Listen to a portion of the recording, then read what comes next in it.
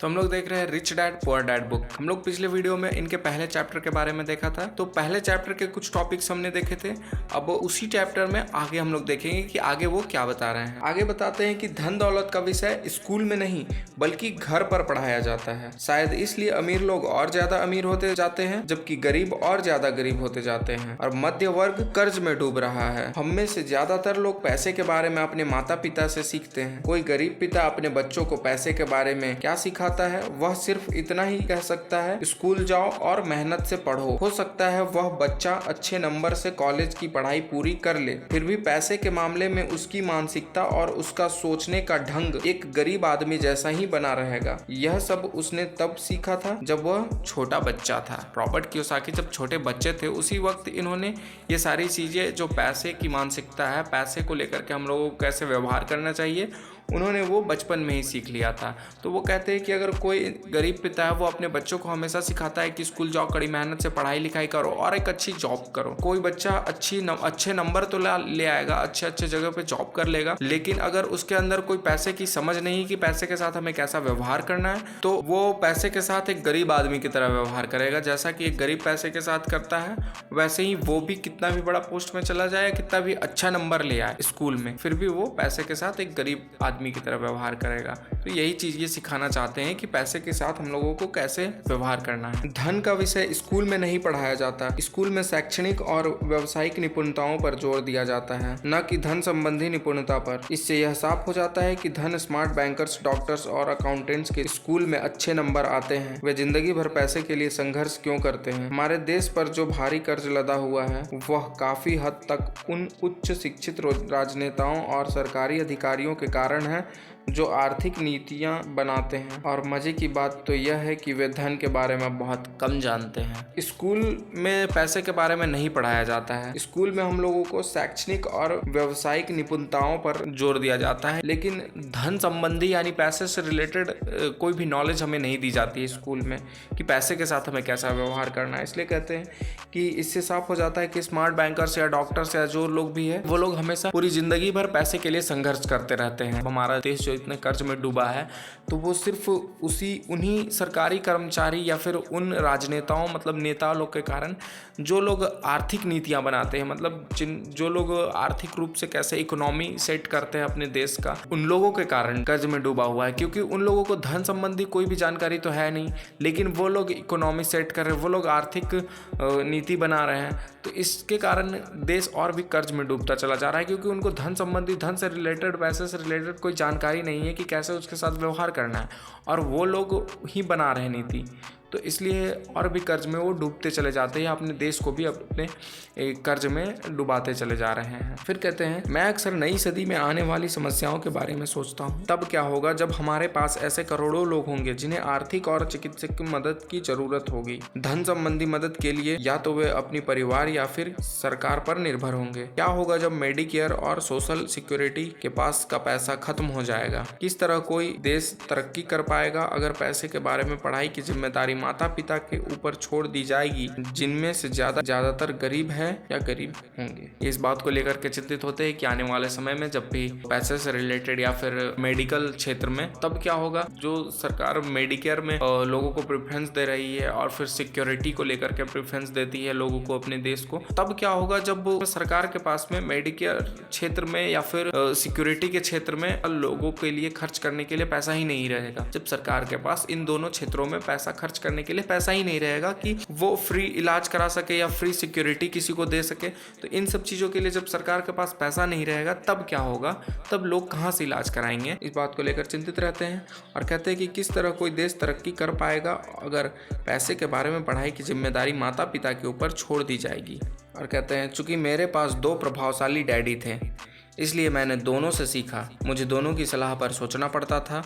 इस तरह से सोचते सोचते मैंने यह भी जान लिया कि किसी व्यक्ति के विचार उसकी ज़िंदगी पर कितना ज़बरदस्त प्रभाव डालता है। एक इंसान की ज़िंदगी पर उसका विचार ही सबसे ज़्यादा प्रभावशाली होता है। उदाहरण के तौर पर एक डैडी को यह कहने की आदत थी, मैं इसे नहीं खरीद सकता, और दूसरे डैडी को कहते हैं कि इन सब बातों से उन्हें चिढ़ मचती थी क्योंकि वो गुस्सा करते थे, ऐसी बातें नहीं करना कहते थे। उसके बजाय वो कहते थे कि मैं इसे कैसे खरीद सकता हूँ, ये पूछो खुद से। किसी चीज को मना करने से पहले उससे ये पूछो कि मैं इसे कैसे खरीद सकता हूँ। पहला वाक्य नकारात्मक है और दूसरा प्रश्नवाचक। एक में बात खत्म हो जाती है और दूसरे में आप सोचने के लिए मजबूर हो जाते हैं। जल्दी ही अमीर बनने वाले डैडी ने मुझे समझाया कि जब हम कहते हैं मैं इसे नहीं खरीद सकता तो हमारा दिमाग काम करना बंद कर देता है। इसके बजाय जब हम यह सवाल पूछते हैं मैं इसे कैसे खरीद सकता हूँ तो हमारा दिमाग काम करने लगता है। उनका यह मतलब नहीं था जिस चीज पर दिल आ जाए उसे खरीद ही लो। वे लगभग दीवानगी की हद तक अपने दिमाग को कसरत करवाना चाहते थे क्योंकि उनके ख्याल से दिमाग दुनिया का सबसे ताकतवर कंप्यूटर है। मेरा दिमाग हर रोज तेज होते जा रहा है क्योंकि मैं इसकी कसरत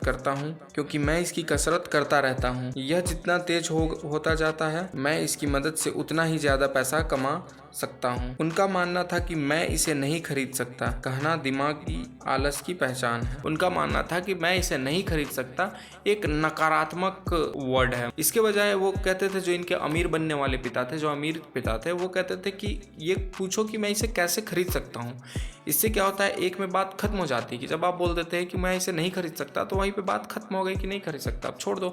लेकिन अगर आप कहते हैं कि मैं इसे कैसे खरीद सकता हूँ तो दिमाग हमारा काम करने लगता है कि आखिर मैं इसे कैसे खरीदूं। दिमाग उस तरफ दौड़ने लगता है और दिमाग कसरत करता है।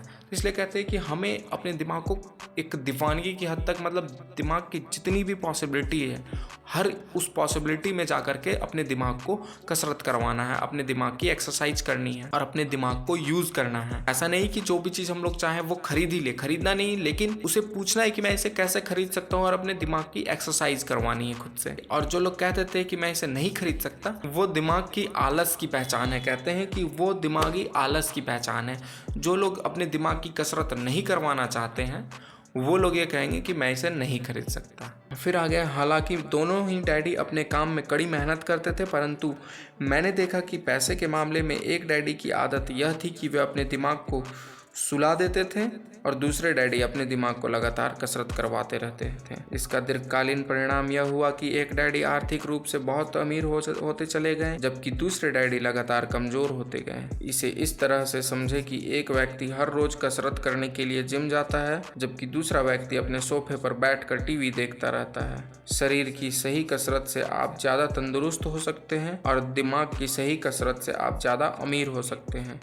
आलस्य से स्वास्थ्य और धन दोनों का नुकसान होता है। उनके दोनों ही डैडी जो थे, अमीर डैडी और गरीब डैडी, वो दोनों ही बहुत ही काफ़ी मेहनत करते थे, अपनी फील्ड में कड़ी मेहनत करते, पैसा कमाते। लेकिन क्या हुआ, आगे चल करके एक गरीब हो गए और एक अमीर हो गए।